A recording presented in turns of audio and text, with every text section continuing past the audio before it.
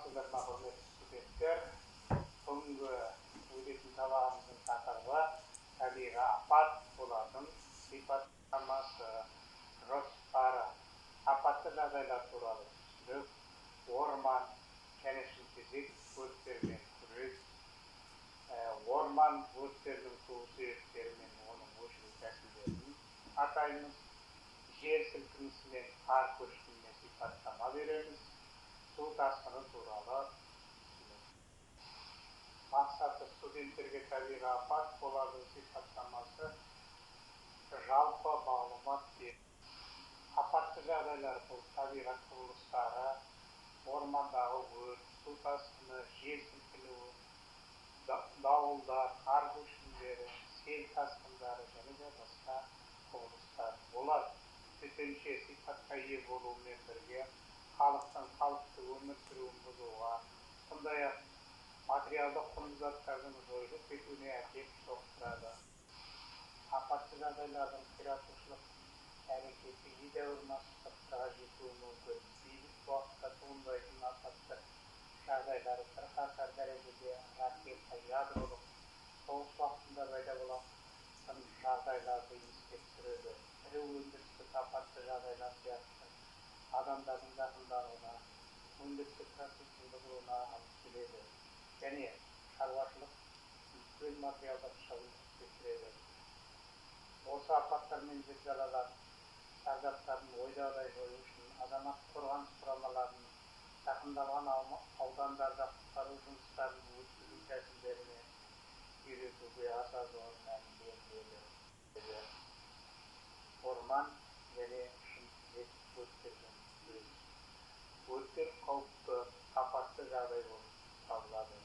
Бұлар құрғақшылық уақытында ормандарда, шымтезектерде және елді мекендерде пайда болуы мүмкін. Өрт шығуының себептері: өрт қауіпсіздік ережелерін дұрыс сақтамау, сондай-ақ табиғи құбылыстардың әсерінен найзағайдың түсуі, жер сілкінуі, жанартаудың атқылауы, табиғи газдар мен шымтезектердің өздігінен жануы. Орман және шымтезек өрттері қауіпті апатты жағдайлар болып саналады. Өйткені оның әсерінен орасан зор материалдық құндылықтар жойылуы мен адамдардың зақымдануы да мүмкін.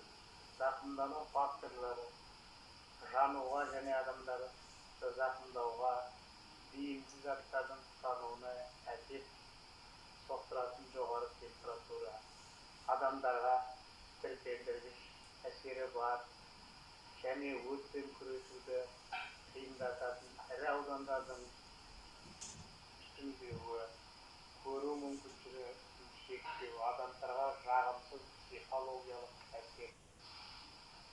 Өртпен күресуде су мен өрт сөндіру тоспалары, қолданылатын техникалық өрт сөндіру құралдары рөл атқарады. Өрт сөндіру кезіндегі жұмыстарда қолданылатын ең керекті аспаптар күректер, балталар, түймелер, тағы басқалар. Өрт сөндіруді өртке қарсы қызмет бастығы немесе өртке қарсы команда басқарады. Өрт сөндіру кезіндегі басты жағдайларда жапа шегушілерге медициналық жәрдем көрсету үшін медициналық бөлімшелер бөлінеді. Олар өрт сөндіру командалары және азаматтық қорғаныстың өртке қарсы құрамаларымен бірге өрт шыққан аудандарда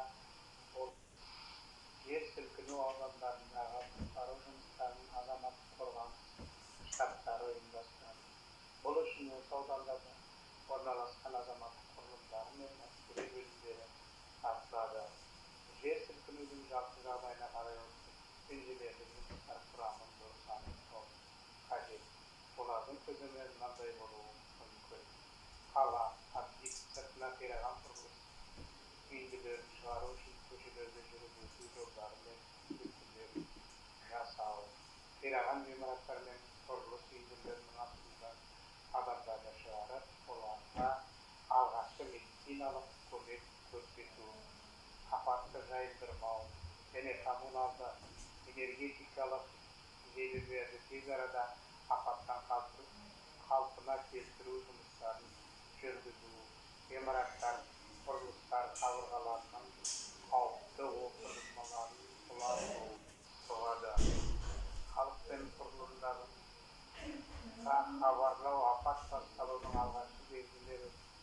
кезінде жүзеге асырылады.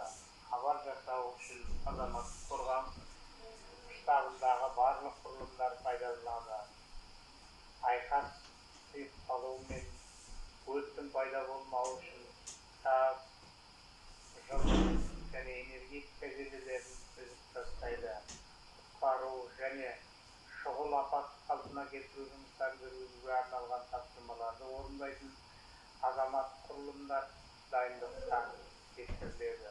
Тұрғын үйлерін тастап кетіп қалашықтан тұрғызылады. Жер сілкіну кезіндегі маңызды мәселе тамақтану мен суда жасауды ұйымдастыру, дәрі дәрмектер мен және ең қажетті заттармен қамтамасыз ету болып табылады. Тасқын, өзен, көл, теңіз немесе жасанды сауыттардың көтерілуі нәтижесінде жергілікті жерді айтарлықтай су басуы. Тасқын себептері нөсерлі жаңбырлар, қардың ағып тегіс және тез еруі немесе сел жүруі кезіндегі арналардың түйінділер мен келіп қалуы, сондай-ақ теңіз және өзен сағалары жағынан жел айдауларымен келетін сулар болып табылады.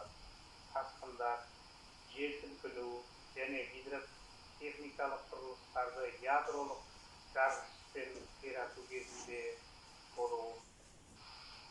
Су тасқыны кезінде үйдегі газды, суды, жарықты сөндіру, үйдегі бағалы заттарды үйдің төбесіне немесе жоғарғы қабатқа шығару, мал тұратын сарайдағы есіктерді ашып тастау, пештегі жанып жатқан отты сөндіру, бірінші қабаттағы есік пен терезелерді тақтаймен немесе панельмен қағып тастау. Су басу қаупі бар аудандарда Қазақстан Республикасының электростанциялары және гидроорталық сулары тұрақты бақылау жүргізеді. Су басу қауіпсіздігі кезінде халыққа кеңес беріледі. Бұл адамдарды қорғау және материалдық құнды заттарды сақтап қалуға шаралар қабылдауға мүмкіндік береді.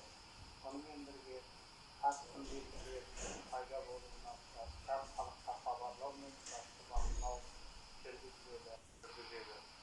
Халықты көшіру, малды айдау, техника мен бағалы құрал-саймандарды шығару, егер мүмкіндік болса су басу қаупі сигналына дейін бастау керек. Көшіру алдын ала мұқият жоспарлануы керек, бірақ көшіру уақытын дәл айқындау мүмкін емес. Ол әртүрлі жағдайда байланысты болады. Сондықтан қауіпті аудандар тұрғындардың бір бөлігі сыртқы көмексіз көшіп үлгере алмайтындығы ескерілуі керек. Бұл көмек жапа шегушілерге қысқа мерзім ішінде көрсетілуі керек, әйтпесе оларға өлім қаупі төнеді. Адамдарды құтқару жұмысы барлаудан басталады. Бұл үшін радиобайланыс құралдарымен жабдықталған ұшақтар, тікұшақтар және теңіз жүретін катерлер қолданылады. Барлау нәтижелері жапа шегушілерді тапқан бойда радио арқылы хабарлайды.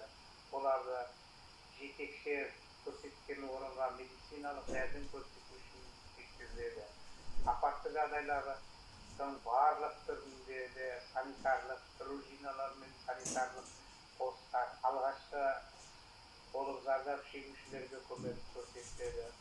Алғашқы медициналық жәрдемге уақытша қан тоқтату, таңғыш қою, сынықтарды шерілеу, жасанды тыныс алдыру, тағы басқалар. Қар басу табиғаттың тосын күштері көріністерінің бірі. Бұрқасын мен қарлы боранмен тығыз байланысты. Бұлар бірнеше сағаттан тәулікке дейін жауған қалың қардың әсерінен пайда болып, халықты тіршілікке бұзады. Ал кейде адамдар құрбандарына, малдың жетілуіне және материалдық құндылықтардың жойылуына әкеп соғады. Қорытынды бөлім. Апатты жағдайлар дегеніміз не? Орман, шымтезек жер сілкінісі мен қар көшкіні туралы негіздеу. Зақымданған аумақтардағы барлау не үшін қажет? Үйге тапсырма ақылға шақ, үйден оқулығы.